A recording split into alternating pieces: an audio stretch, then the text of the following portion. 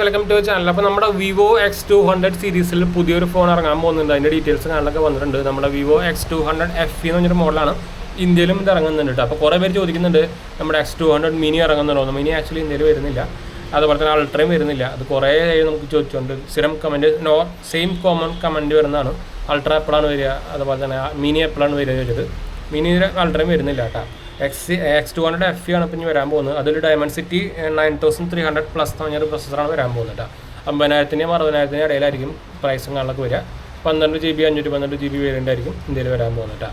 പിന്നെ ഇതിൽ ക്യാമറ സെൻസറിൻ്റെ കാര്യമൊക്കെ അവർ ഓൾറെഡി പുറത്തേക്ക് വന്നിട്ടുണ്ട്. ഇപ്പോൾ 50 മെഗാപിക്സലിൻ്റെ IMX921 സോണിയുടെ സെൻസറാണ് വരാൻ പോകുന്നത് മെയിൻ.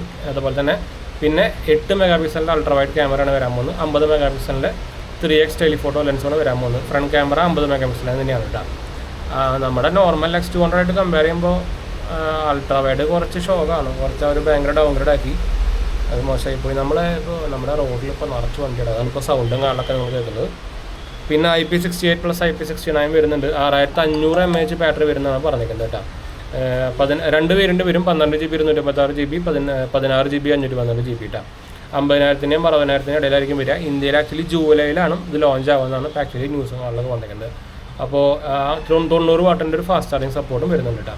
അപ്പോൾ എനിക്ക് സത്യം പറഞ്ഞു കഴിഞ്ഞാൽ എനിക്ക് ഇത് X200 സീരീസിലത്തെ ഫോൺ പോലെ തോന്നിയില്ല. നമ്മുടെ കോമ്പാക്ട് ഫോണാണ്. 6.3 ഇഞ്ചിൻ്റെ AMOLED ഡിസ്പ്ലേയാണ് വരാൻ പോകുന്നത്.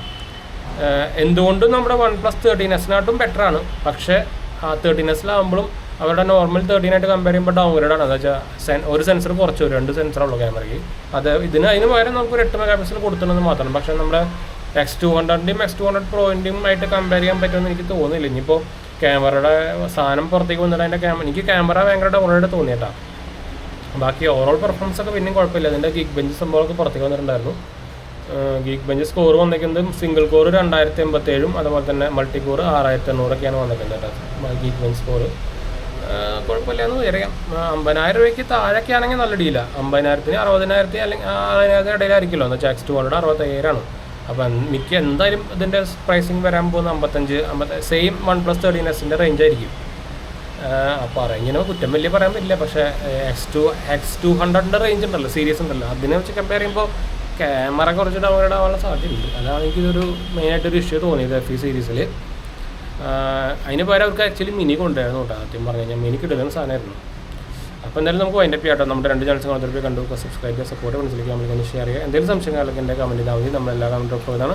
അതുപോലെ തന്നെ നമ്മുടെ ചാനൽ ആദ്യമായിട്ട് കാണാറാണ് എൻ്റെ പേര് അജയ്. ഞാനൊരു ഫൈനാൻഷ്യൽ അനലിസ്റ്റാണ്. നമ്മൾ ടെക്നിക്കൽ ഫിനാൻഷ്യൽ എക്സ്പീരിയൻസ് ആണ്, ക്വാളിഫൈഡ് ആണ്. നമ്മൾ സ്മാർട്ട് ഫോൺ ആർക്കിടെക്ചർ ഫീൽഡിലൊക്കെ വർക്ക് ചെയ്തതാണ്. അതിനുശേഷമാണ് ഞാൻ ഫിനാൻസിലേക്ക് മാറിയത് കേട്ടോ. അപ്പോൾ നമ്മൾ ഇൻസ്റ്റാഗ്രാം പേജിൽ അവൈലബിൾ ആണ്. നിങ്ങൾക്ക് അതിന് വേണമെങ്കിൽ മെസ്സേജ് ചെയ്യാം, പേജ് ഫോളോ ചെയ്യാൻ മതി. ലിങ്ക് കാണാനൊക്കെ ഡിസ്ക്രിപ്ഷനിൽ ഉണ്ട്. അപ്പോൾ അടുത്ത വീഡിയോ കാണാം. വൈൻഡപ്പ് ചെയ്യാം. ബൈ.